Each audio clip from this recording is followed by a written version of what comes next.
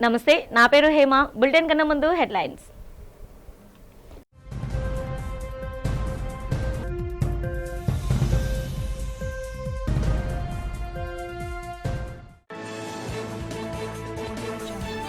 రాజధాని అమరావతిలో KIMS health and research centre నిర్మాణానికి శంకుస్థాపన చేసిన ముఖ్యమంత్రి చంద్రబాబు. రాష్ట్ర సమగ్ర అభివృద్ధి ధ్యేయంగా ప్రభుత్వం అడుగులు వేస్తుందని స్పష్టీకరణ.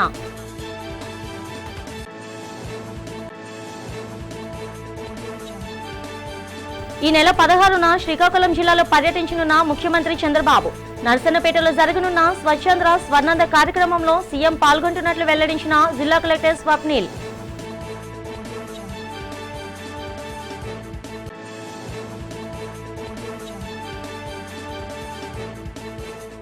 విశాఖ సైబర్ పోలీసుల చేతికి చిక్కిన ఆన్లైన్ క్రికెట్ బెట్టింగ్ ముఠా.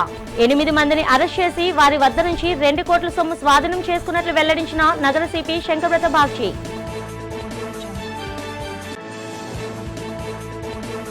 ఈ నెల 29న సింహాచల క్షేత్రంలో అత్యంత ఘనంగా జరగనున్న స్వామివారి జన్మ నక్షత్రం స్వాతి హోమం. స్వాతి హోమానికి కట్టుదిట్టమైన ఏర్పాట్లు చేసినట్లు పేర్కొన్న ఆలయ ఈవో జల్లేపల్లి వెంకట్రావు. ఆంధ్రప్రదేశ్ రాష్ట్ర సమగ్ర అభివృద్ధి ధ్యేయంగా ప్రభుత్వం అడుగులు వేస్తుందని ముఖ్యమంత్రి చంద్రబాబు నాయుడు ప్రకటించారు. అమరావతి రాజధాని ప్రాంతంలో కిమ్స్ ఆసుపత్రి మరియు వైద్య విశ్వవిద్యాలయ నిర్మాణానికి ఆయన బుధవారం భూమి పూజ నిర్వహించారు. ఈ సందర్భంగా జరిగిన సభలో ఆయన మాట్లాడుతూ కేవలం అమరావతిపైనే కాకుండా విశాఖను విశ్వనగరంగా తీర్చిదిద్దుతున్నామని స్పష్టం చేశారు. రాయలసీమను రత్నాల సీమగా మారుస్తూ అనేక పరిశ్రమలను తీసుకొస్తున్నామన్నారు. అనంతపురం ఏరోస్పేస్ హబ్గా, తిరుపతి ఏరోస్పేస్ సిటీగా, కర్నూలు డ్రోన్ సిటీగా రూపుదిద్దుకున్నామని ఆయన వివరించారు. విశాఖపట్నంలో 2028 ఆగస్టు 15 లోపు గూగుల్ తన కార్యకలాపాలను ప్రారంభించనుందని, అలాగే ఆర్సిలర్ మిట్టల్ ప్రాజెక్ట్ ఫేజ్ 1ను డిసెంబర్ 2028 లోపు పూర్తి చేయాలని ఆదేశించినట్లు తెలిపారు. వైద్య రంగానికి పెద్దపీట వేస్తూ 2027 మే 13న కిమ్స్ ఆసుపత్రిని ప్రారంభిస్తామని సీఎం వెల్లడించారు. ప్రపంచంలోని ప్రతి 3 వైద్యుల్లో ఒకరు మన ప్రాంతం నుంచే ఉండాలన్నదే తమ లక్ష్యమని పేర్కొన్నారు. మీ అందరినీ బిజినెస్ పీపుల్గా తయారు చేయడానికి, ఆంటర్ప్రెన్యూర్గా తయారు చేయడానికి బ్రహ్మాండమైన ఆలోచనలు ఇచ్చారు. ఆయనే ఒక స్ఫూర్తి కూడా. ఎందుకంటే మీరందరూ గుర్తుపెట్టుకోవాల్సింది 2004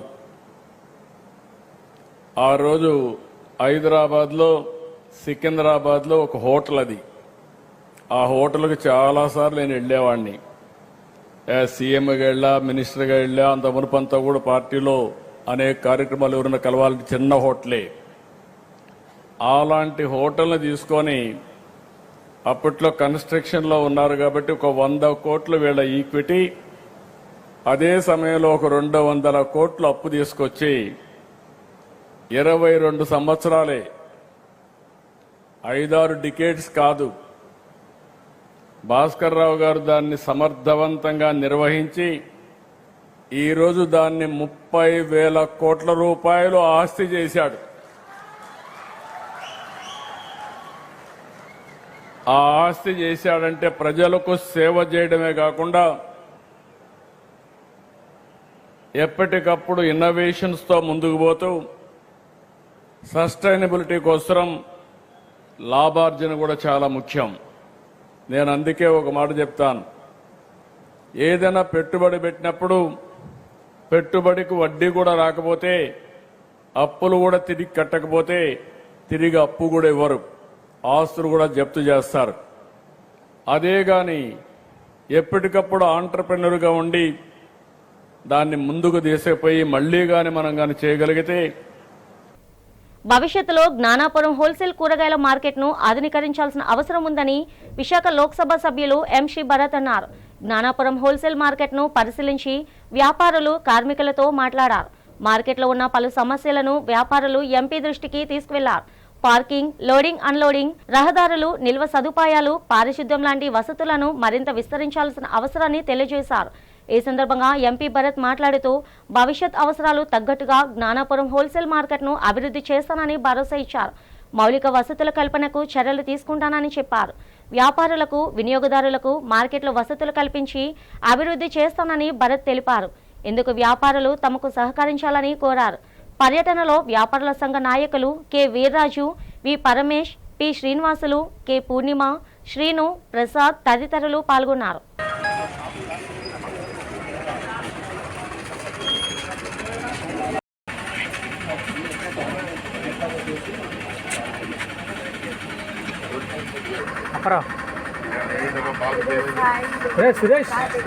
పెరిగిపోయింది, లారీలు వస్తున్నాయి. ఇంకా పెద్ద భూమి వస్తే జరగదా?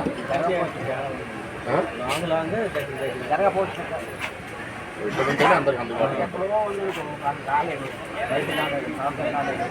ఆన్లైన్ క్రికెట్ బెట్టింగ్ ముఠా సభ్యులను విశాఖ నగర సైబర్ క్రైమ్ పోలీసులు అరెస్ట్ చేశారని నగర పోలీస్ కమిషనర్ శంకర్ బతబాక్షి తెలిపారు. ముఠాలోని 8 మందిని అరెస్ట్ చేసి వారి నుండి 2 కోట్ల రూపాయల స్వాధీనం చేసుకున్నామని చెప్పారు. నగరంలో జరిగిన మీడియా సమావేశంలో పోలీస్ కమిషనర్ మాట్లాడుతూ గోవా కేంద్రంగా చేసుకుని ఆన్లైన్ క్రికెట్ బెట్టింగ్ యాప్స్ నిర్వహిస్తున్నారని తెలిపారు. ఆంధ్రప్రదేశ్, మధ్యప్రదేశ్, జంషెడ్పూర్, కర్ణాటక మరికొన్ని రాష్ట్రాల్లో ఆన్లైన్ క్రికెట్ బెట్టింగ్ నిర్వహిస్తున్న మాస్టర్ మైండ్ అతని ముఠా సభ్యులపై ఉక్కుపాదం మోపామని తెలిపారు. ఆన్లైన్ క్రికెట్ బెట్టింగ్ పాల్పడుతున్న ముఠా సభ్యులను గుర్తించి కోల్కతా వెళ్లి సైబర్ క్రైమ్ పోలీసులు అరెస్ట్ చేశారని పోలీస్ కమిషనర్ శంకర్ ప్రతాబాక్షి తెలియజేశారు. ప్రధాన నిందితుడు పకరాని కిరణ్ పలు రాష్ట్రాల్లోని వ్యక్తులతో కలిసి ఆన్లైన్ బెట్టింగ్ నెట్వర్క్ ను ఏర్పాటు చేసుకున్నాడని తెలిపారు. అరెస్ట్ చేసిన నిందితులను న్యాయస్థానం ముందు హాజరుపరచగా న్యాయమూర్తి వారికి 15 రోజులు రిమాండ్ విధించారని తెలిపారు. ముఠా సభ్యులను అరెస్ట్ చేసిన సైబర్ క్రైమ్ పోలీసులను అభినందించారు. పోలీస్ ఉన్నతాధికారులు పాల్గొన్నారు. జగదీష్ ఫోన్ టెక్నికల్ అనాలిసిస్ చేస్తే తెలిసింది 3 బ్యాంక్ అకౌంట్స్తో ఆయన ఈ సిండికేట్తో సంబంధం ఉంది. Betting syndicate. ఒక అకౌంట్ కెనరా బ్యాంక్లో ఉంది, ఒకటి కోటక్ మహీంద్రా బ్యాంక్లో, ఒకటి బ్యాంక్ ఆఫ్ బరోదాలో. తర్వాత టెక్నికల్ సర్వేలెన్స్ చేసి ఫీల్డ్ ఇంటెలిజెన్స్ కలెక్ట్ చేసి మనం చూసాము కసింకోట అనకాపల్లి జిల్లాలో ఆ జగదీష్ ఉన్నారని. ఆ జగదీష్ని పట్టుకొని రావడం జరిగింది. ఆ జగదీష్ 2 పేర్లు చెప్పారండి. మాస్టర్ మైండ్ అంటే ముఖ్యమైన వ్యక్తులు ఈ మూఠాలో. అక్యూజ్ నెంబర్ 1 వచ్చేసి గబ్బర్, ఆయన యాక్చువల్ పేరు వచ్చేసి కరణ్ పక్రాని, అండ్ 2వ ముద్దాయి వచ్చేసి Sagar Barman. Next so first మనం బెంగళూరులో ఆ బెట్టింగ్ కాల్ సెంటర్ని గుర్తించాము. అక్కడ రేడ్ చేస్తే అక్కడ నుండి 15 మందిని మనం అరెస్ట్ చేయగలిగాము. వాళ్ళు అందరూ ఈ బెట్టింగ్లో ఇన్వాల్వ్ అయ్యారని. అక్కడ నుండి mobile phone, laptop, cheque book, bank passbook, router, cash machine, ATM card, SIM card, camera ఇవన్నీ సీజ్ చేయడం జరిగింది. నెక్స్ట్ సో కన్ఫెషన్ స్టేట్మెంట్, ముద్దాయిల కన్ఫెషన్ స్టేట్మెంట్ బట్టి తెలిసింది మాస్టర్ మైండ్ వచ్చేసి కరణ్ పక్రాని అలియాస్ గబ్బర్. అతనే మొత్తం నెట్వర్క్ నడిపిస్తున్నారని తెలిసింది. అప్పుడు అతన్ని పట్టుకోవడానికి మనం విశ్వప్రయత్నం మొదలుపెట్టాము.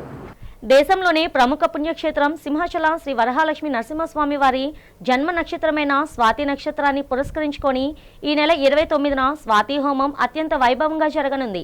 ఈ ఏడాది తొలిసారిగా వార్షిక కళ్యాణ వేదికపై ఈ పవిత్ర క్రతువును శాస్త్రోక్తంగా నిర్వహించినట్లు ఆలయ ఈవో జల్లేపల్లి వెంకట్రావు తెలిపారు.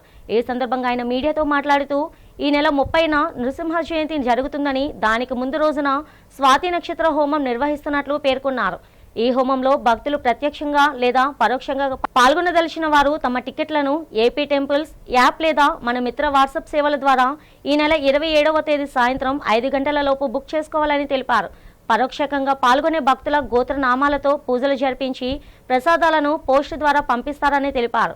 వృద్ధ భక్తుల కోసం ప్రత్యేకంగా సిట్టింగ్ ఏర్పాట్లు కూడా చేయబడ్డాయని, భక్తులందరూ ఈ ఆధ్యాత్మిక వేడుకల్లో పాల్గొని సింహాద్రి అప్పన్న కృపా కటాక్షాలు పొందాలని ఈవో కోరారు.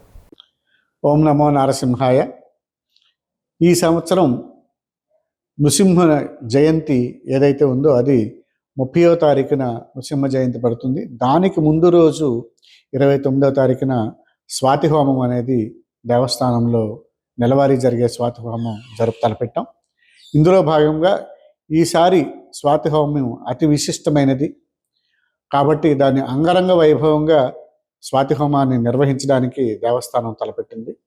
ఇందులో ఈసారి ప్రత్యేకంగా 500 మంది జంటలకి స్వాతి హోమం నిర్వహించేటటువంటి అవకాశాన్ని కల్పించడానికి దేవస్థానం నిర్ణయించింది.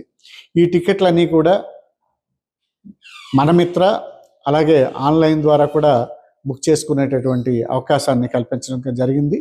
కాబట్టి భక్తులు ఈ అవకాశాన్ని వినియోగించుకొని అతి విశిష్టమైనటువంటి ఈ స్వాతి హోమంలో పాల్గొనేటటువంటి అవకాశాన్ని భక్తులు వినియోగించవలసిందిగా కోరడమైంది. ఇది ఈ టికెట్లు పొందేటటువంటి అవకాశం ఈ నెల 27వ తారీఖు సాయంత్రంతో ముగుస్తుంది కాబట్టి 27వ తారీఖు లోపుగానే భక్తులు ఈ ఆన్లైన్ ద్వారా కానీ లేదా వాట్సాప్ మనమిత్ర ద్వారా కానీ వాళ్ళు ఈ టికెట్లని పొందవలసిందిగా కోరుతున్నాం. ఈచ్ టికెట్ ధర ఎప్పటిలాగానే 2,500 రూపాయలు ఉంటుంది.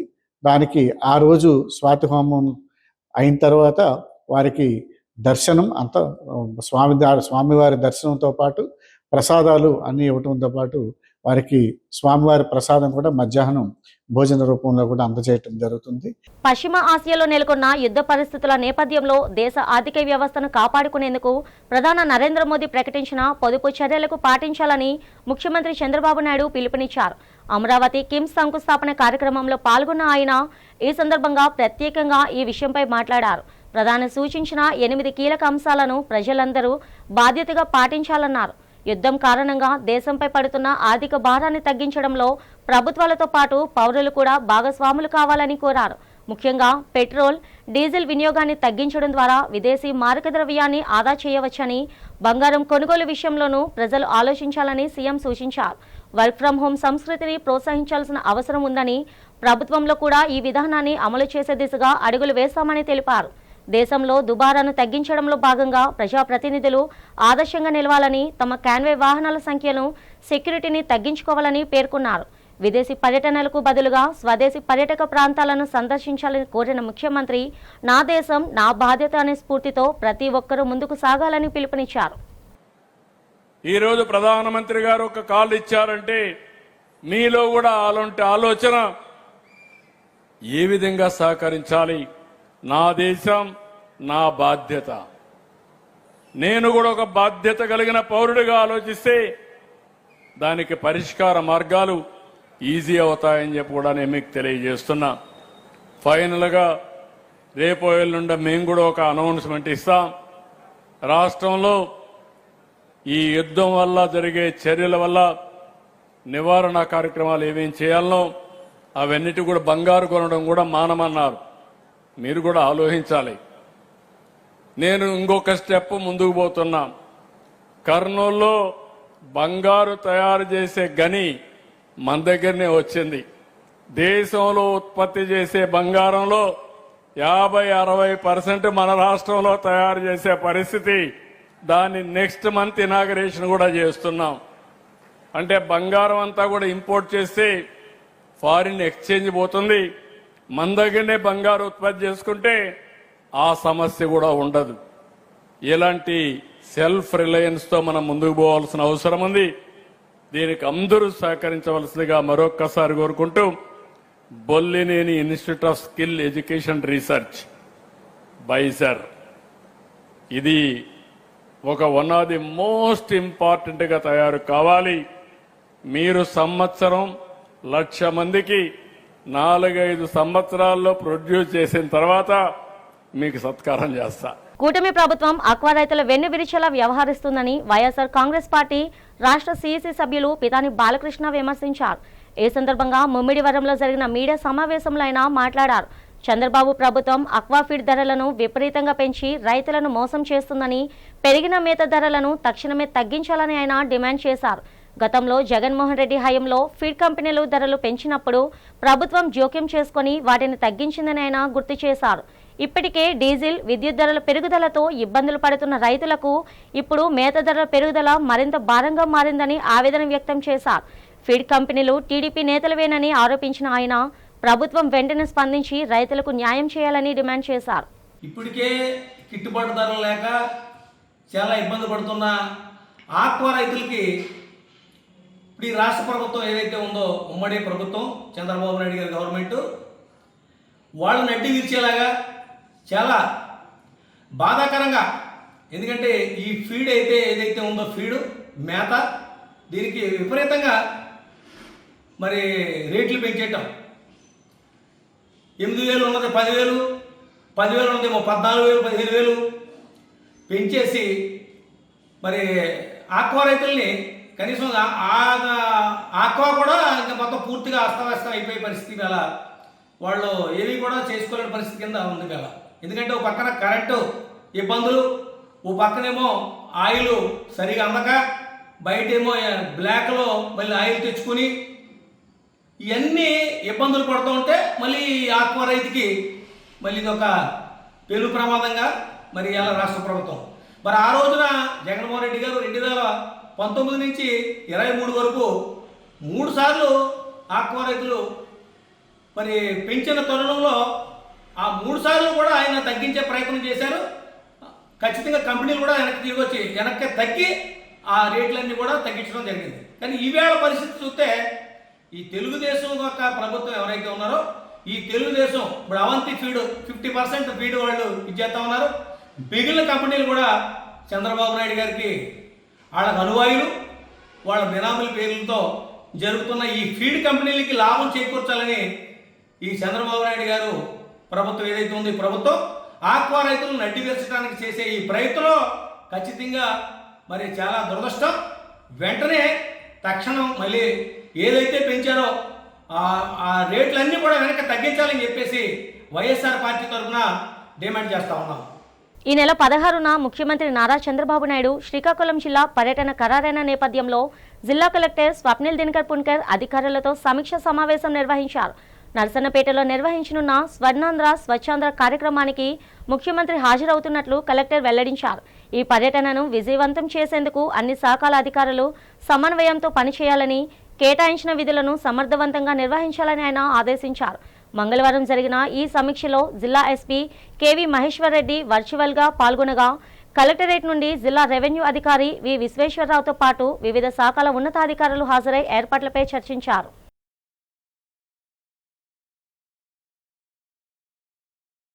కేకే లైన్తో కూడిన విశాఖ కేంద్రంగా రైల్వే జోన్కు కొత్తగా గెజిట్ నోటిఫికేషన్ కేంద్ర ప్రభుత్వం జారీ చేయాలని ఏపీ ప్రజా సంఘాల జేఏసీ నేత జేటీ రామారావు డిమాండ్ చేశారు.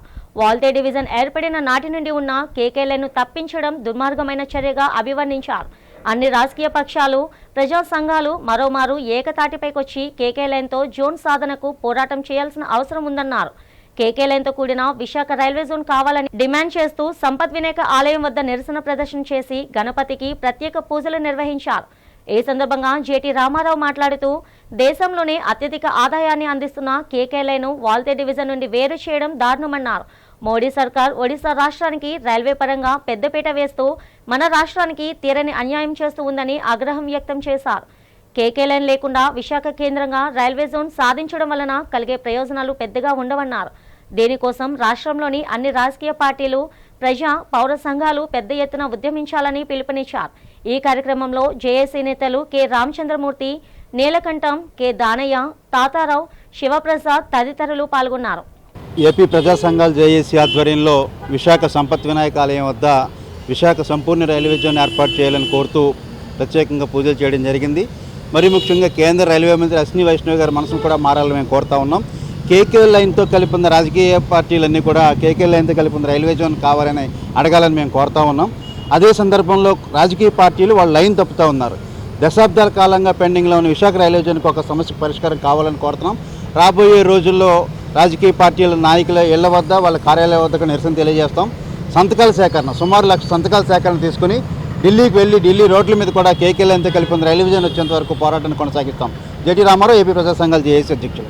శ్రీ పైడితల్లి అమ్మవారి పండుగ నవరాత్రి మహోత్సవం అంగరంగ వైభవంగా జరిగింది. 24 వార్డులోని రేసువాణిపాలెం గ్రామ సేవ సంఘ ఆధ్వర్యంలో అమ్మవారి పండుగ మహోత్సవం జరిగింది. భక్తులు అమ్మవారిని దర్శించుకొని మొక్కులు చెల్లించుకున్నారు. ఈ సందర్భంగా సంఘం అధ్యక్షులు గురునాథ్ రెడ్డి మాట్లాడుతూ గత కొన్నేళ్లుగా పైడితల్లి అమ్మవారి పండుగను వైభవంగా నిర్వహిస్తున్నామని చెప్పారు. అమ్మవారి కరుణా కటాక్షాలతో ప్రజలందరూ సుఖ సంతోషాలతో ఉండగలుగుతున్నారని తెలిపారు. గ్రామ ప్రజలు, భక్తులు అందించిన సహకారంతో అమ్మవారి మహోత్సవాన్ని గత ఏడాది కంటే ఈ ఏడాది ఎంతో ఘనంగా నిర్వహించామని గురునాథ్ రెడ్డి తెలిపారు. ఈ నెల 19న అమ్మవారి మారువార పండుగను నిర్వహిస్తామని తెలియజేశారు. పండుగ సందర్భంగా నిర్వహించిన సాంస్కృతిక కార్యక్రమాలు ఆహుతులతను అలరించాయి. ఈ కార్యక్రమంలో రేస్వానిపాలెం గ్రామ సేవ సంఘం ప్రతినిధులు ఉమామహేశ్వర్ రెడ్డి, మజ్జి సత్యనారాయణ రెడ్డి, నవీన్ రెడ్డి, కుమార్ రెడ్డి, అప్పలస్వామి రెడ్డి తదితరులు పాల్గొన్నారు. ఈరోజు మరి గత 9 రోజులుగా పైడితల్లి అమ్మవారి పండుగ జరుగుతుంది. అలాగే మరి పెద్దింటి వారు కూడా ఈ పూర్వం కాలం నుండి కూడా ఇదే రేసపు వారి నుండి కూడా ఈ కార్యక్రమాలు జరుగుతున్నాయి పెద్దింటి కాడ. అలాగే మరి పైడితల్లం పండుగ అయిపోయిన తర్వాత మళ్ళీ కనకం పండుగ, తర్వాత భూలోకం పండుగ, అలాగే 3 సంవత్సరాలు కూడా ఒక్కొక్క అమ్మవారిది మేము చేస్తున్నాం.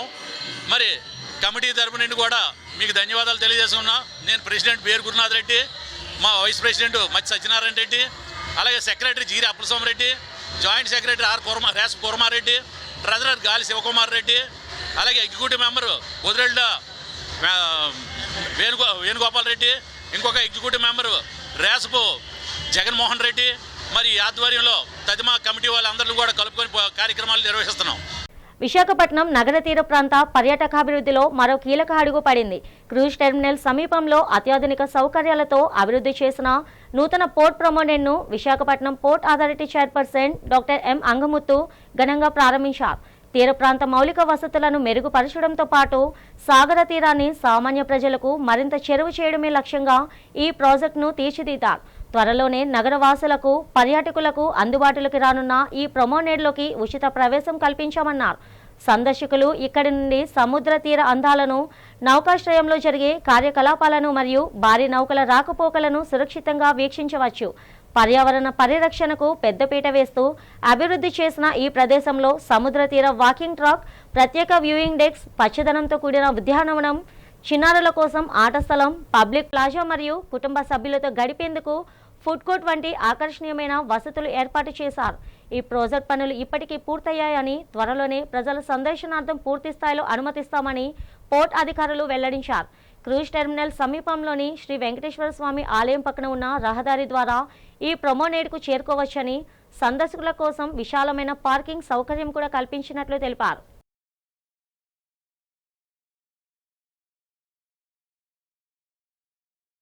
పదవ తరగతి ఫలితాల్లో అత్యుత్తమ మార్కులు సాధించి ప్రభుత్వ పాఠశాలల కీర్తిని దశ దిశలా చాటిన విద్యార్థులను విజయనగరం జిల్లా కలెక్టర్ ఎస్ రామసుందర్ రెడ్డి అభినందించారు. ఈ సందర్భంగా కలెక్టర్ సమావేశ మందిరంలో జిల్లా అడ్మినిస్ట్రేషన్, విద్యాశాఖ ఏర్పాటు చేసిన ప్రత్యేక కార్యక్రమంలో పాల్గొని సత్కరించారు. ఈ సందర్భంగా కలెక్టర్ మాట్లాడుతూ, ముఖ్యంగా జిల్లాలో ప్రభుత్వ పాఠశాలలో 590కి పైగా మార్కులు సాధించడం అనేది విద్యార్థుల్లోని అసాధారణ ప్రతిభకు మరియు వారి స్వయం ప్రేరణకు నిదర్శనమని పేర్కొన్నారు.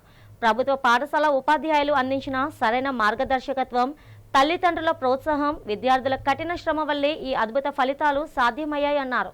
10వ తరగతి పూర్తి చేసుకుని ఇంటర్మీడియట్లోకి అడుగు పెడుతున్న విద్యార్థులు తమ ఆసక్తిని బట్టి బీటెక్, ఎంబీబీఎస్ లేదా చార్టర్డ్ అకౌంట్స్ వంటి రంగాలను ఇప్పుడే ఎంచుకొని ఆ దిశగా ప్రణాళికాబద్ధంగా చదవాలని సూచించారు.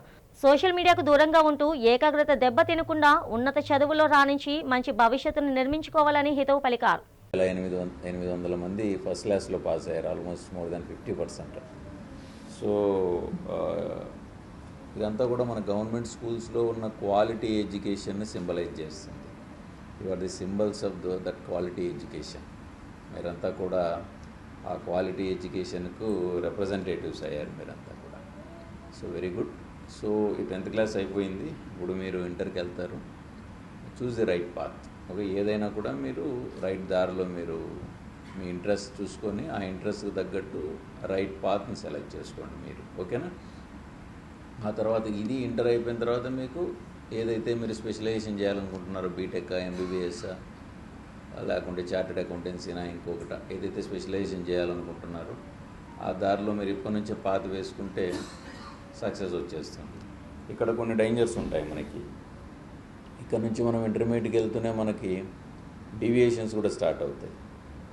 2, 1 సక్సెస్ తలకెక్కకూడదు ఎప్పుడు కూడా. ఓకే, అది మనం కంట్రోల్లోనే పెట్టుకోవాలి. ఐ నో ఏ గర్ల్ మంచి ర్యాంక్ స్టేట్లో వచ్చి ఇంటర్లో ఫెయిల్ అయిన వాళ్ళని కూడా చూశాను. Hello everyone, my name is P. Nakshatra. I am studying. I have completed my 10th class in ZPHS Bondapalli, the Ambat Valsa, and I scored 590 marks in SSC 10th public examinations. ఈ 590 marks నేను score చేయడానికి గల కారణం మా teachers యొక్క fabulous teaching methods and my hard work, my consistency and my discipline. Marble, granite, Kadapa stones loading, unloading కళాశాల కూలీ రేట్లు పెంచుతూ యజమానులు ఒప్పందం వెంటనే చేయాలని విశాఖ జిల్లా ముఠా వర్కర్స్ యూనియన్ ప్రధాన కార్యదర్శి ఎం సుబ్బారావు డిమాండ్ చేశారు. మార్బుల్, గ్రానైట్, కడప స్టోన్స్ కార్మికులకు కూలీ రేట్ల ఒప్పందం వెంటనే చేయాలని కోరుతూ జీవీఎంసీ గాంధీ విగ్రహం వద్ద ధర్నా జరిగింది. ఈ ధర్నాను ఉద్దేశించి సుబ్బారావు మాట్లాడారు. జిల్లాలో marble, granite, Kadapa stones loading unloading చేస్తున్న కార్మికులకు ప్రతి 2 సంవత్సరాలకు ఒక్కసారి కూలీ రేట్ల ఒప్పందం జరగాల్సి ఉందన్నారు. మే 1వ తేదీ నుండి కొత్త రేట్ల ఒప్పందం అమలు జరగాల్సి ఉందని తెలిపారు. నేటి వరకు ఎటువంటి చర్చలు జరపకుండా కాలయాపన చేస్తూ కార్మికులకు తీవ్ర అన్యాయం చేస్తున్నారని సుబ్బారావు మండిపడ్డారు. తక్షణమే యాజమాన్యం కూలీ రేట్లు పెంచుతూ ఒప్పందం చేయాలని డిమాండ్ చేశారు. లేడీ ఎడల భవిష్యత్తులో జరిగే పరిమాణాలకు యాజమాన్యమే పూర్తి బాధ్యత వహించాల్సి ఉంటుందని హెచ్చరించారు.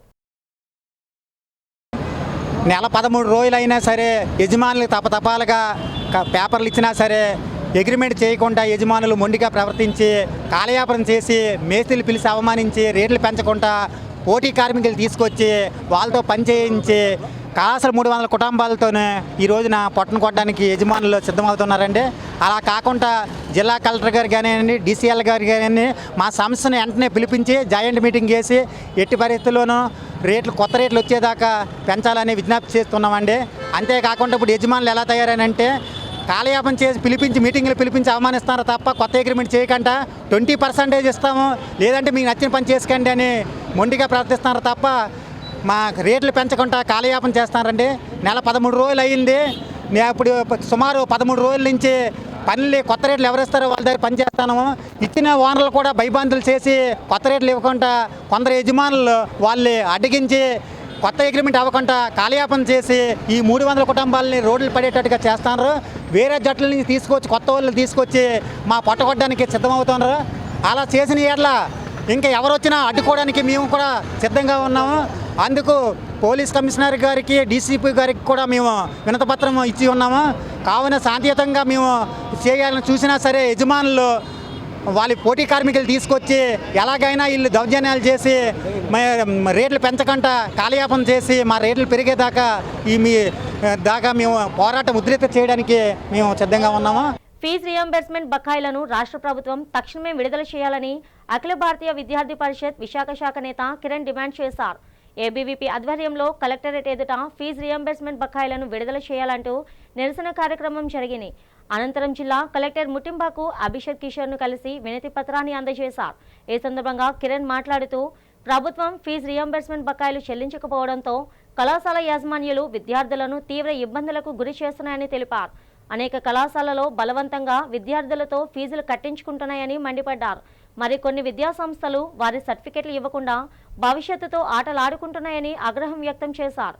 ప్రభుత్వం చొరవ తీసుకొని ఫీజు రియంబర్స్మెంట్ చెల్లించాలని కోరారు. విద్యార్థులతో బలవంతంగా ఫీజులు కట్టించుకుంటున్న విద్యాసంస్థలపైన సర్టిఫికెట్లు ఇవ్వకుండా జాప్యం చేస్తున్న కళాశాలపై చర్చలు తీసుకోవాలని ప్రభుత్వాన్ని కిరణ్ డిమాండ్ చేశారు. ఈ కార్యక్రమంలో ఏబీవీపీ నేతలు, విద్యార్థులు పాల్గొన్నారు. Kiran, national executive council member ABVP. ఈ ఆంధ్రప్రదేశ్ రాష్ట్రంలో సుమారు 12 లక్షల మంది విద్యార్థులు ఫీజు రియంబర్స్మెంట్ మీద ఆధారపడి వాళ్ళ ఎడ్యుకేషన్ కొనసాగిస్తూ ఉన్నారు. అట్లాంటి ఫీజు రియంబర్స్మెంట్ మీద ఈ ప్రభుత్వం యొక్క నిర్లక్ష్య వైఖరిని నిరసిస్తూ ఈరోజు ఇక్కడ కార్యక్రమం ఏర్పాటు చేయడం జరిగింది. దాదాపు 5,800 కోట్ల రూపాయల ఫీజు రియంబర్స్మెంట్ అనేటువంటిది రాష్ట్రంలో పెండింగ్ ఉంది. ఈ అబద్ధపు హామీలు ఇచ్చి కూటమి ప్రభుత్వం ఏర్పాటై సుమారు 2 సంవత్సరాలు అవుతున్నా ఈనాటికి ఈ 5,800 కోట్ల రూపాయల ఫీజు రియంబర్స్మెంట్ ఉంది. దాని కారణంగా 7 లక్షల మంది విద్యార్థుల యొక్క సర్టిఫికెట్లు ఈ కార్పొరేట్ వ్యవస్థ చేతుల్లో ఉన్నటువంటి పరిస్థితి, వారి భవిష్యత్తు అనేటువంటిది అగమ్య గోచరంగా తయారైంది. బులెటిన్ ముగుస్తుండగా హెడ్లైన్స్ మరోసారి.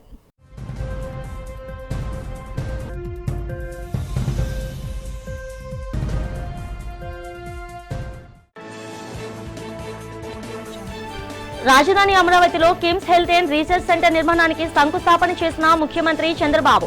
రాష్ట్ర సమగ్ర అభివృద్ధి ధ్యేయంగా ప్రభుత్వం అడుగులు వేస్తుందని స్పష్టీకరణ.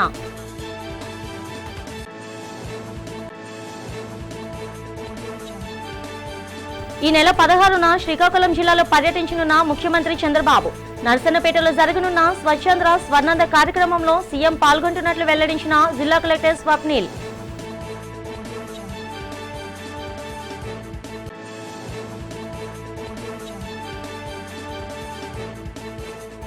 విశాఖ సైబర్ పోలీసుల చేతికి చిక్కిన ఆన్లైన్ క్రికెట్ బెట్టింగ్ ముఠా. 8 మందిని అరెస్ట్ చేసి వారి వద్ద నుంచి 2 కోట్ల సొమ్ము స్వాధీనం చేసుకున్నట్లు వెల్లడించిన నగర సిపి శంకరవ్రత బాగ్చి.